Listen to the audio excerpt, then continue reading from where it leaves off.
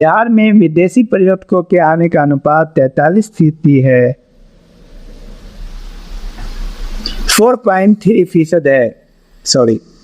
शीर्ष 10 राज्यों में बिहार 9वें स्थान पर है, 4.3। बिहार के मुख्यमंत्री नीतीश कुमार ने घोषणा की कि 15 फरवरी को अब शहीद दिवस के रूप में मनाया जाएगा। बिहार के मुंगेर जिले के तारापुर शहर में 1932 में पुलिस द्वारा मारे गए 34 स्वतंत्रता सेनानियों के सम्मान में 15 फरवरी को शहीद दिवस के रूप में मनाया। कहा तारापुर शहर में हुआ था 1932 में 34 स्वतंत्रता सेनानियों के सम्मान में जो मारे गए थे। बिहार के सीएम नीतीश कुमार ने बेगूसराय को मुंगेर से जोड़ने वाले गंगा पर लंबे समय से लंबित रेल सह सड़क पुल का उद्घाटन किया। कार्यक्रम में वीडियो कॉन्फ्रेंसिंग के माध्यम से केंद्रीय मंत्री नितिन गडकरी को भी शामिल किया गया। इस नए पुल का निर्माण नाम श्री कृष्ण सेतु रखा गया, जो बिहार के पहले मुख्यमंत्री के नाम पे है, श्री कृष्ण सेतु, बेगूसराय को मुंगेर से जोड़ने के लिए। महिलाओं में उद्यमिता को बढ़ावा देने के लिए पटना के ज्ञान भवन में महिला उद्यमी मेला का आयोजन किया गया। ज्ञान भवन महिला उद्यमी मेला। सहरसा राज्य का पहला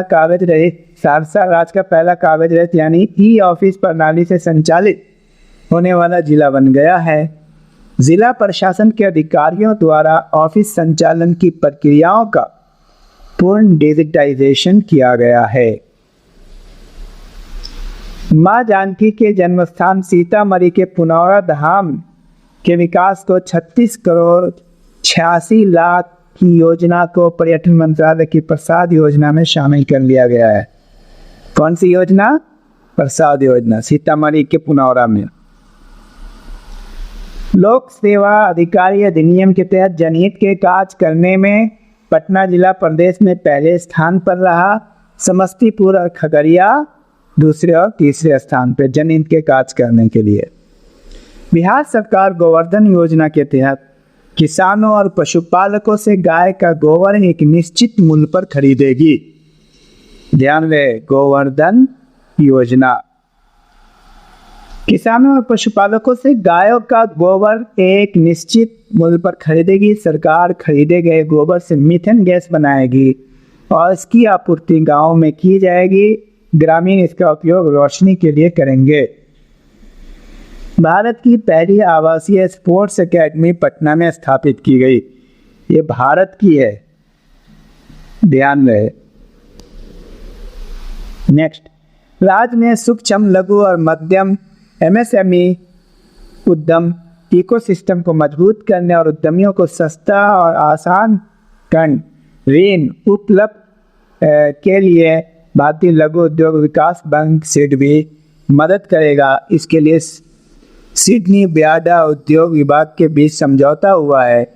बिहार देश का 14वां राज्य है जिसके साथ सिडबी ने यह समझौता किया है। SIDBI, this is SIDBI. बिहार विधानमंडल भवन में लोकतंत्र की यात्रा में विधायकों को भूमिका विषय पर प्रबोधन कार्यक्रम आयोजन किया गया। इस कार्यक्रम की शुरुआत लोकसभा के स्पीकर ओम बिरला ने की। बिहार में जितने भी एक्सप्रेसवे के निर्माण को मंजूरी मिली है, ये सभी दूसरों राज्यों से होकर गुजरती है और औरंगाबाद से जयनगर एक्सप्रेसवे पहला होगा जो बिहार के 7 जिलों को जोड़ेगा। औरंगाबाद से जयनगर एक्सप्रेसवे 19 डिग्री तापमान में भी काम करने वाले बैटरी मैनेजमेंट सिस्टम और लिथियम बैटरी चालित सूटकेस इन्वर्टर पटना द्वारा विकसित किया गया है, जो देश में अपनी तरह का पहला इन्वर्टर है। इसका वजन सिर्फ 6 से 15 होगा। डॉक्टर एपीजे अब्दुल कलाम के नाम पर 640 करोड़ की लागत से पटना में विश्व स्तरीय साइंस सिटी का निर्माण किया जा रहा है। एपीजे अब्दुल कलाम के नाम पर विश्व स्तरीय साइंस सिटी।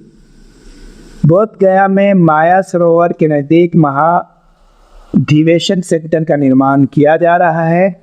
वैशाली में 320 करोड़ की लागत से बौद्ध स्तूप एवं बौद्ध स्तूप का निर्माण किया जा रहा है, ये सब याद रखना है आपको।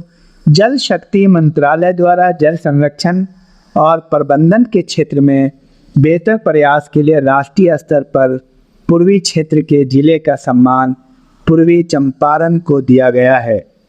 तो ये रहा कुल मिला के, ये इसको आप बार बार प्रैक्टिस करेंगे, फिर ये चलता रहेगा जब तक ये समाप्त ना हो जाए। करंट की सीरीज ज़्यादा नहीं होगी, 2-4 होगी, और अगर आगे फिर मौका मिलता है तो MCQ के फॉर्म में करंट अफेयर्स को हम डालेंगे।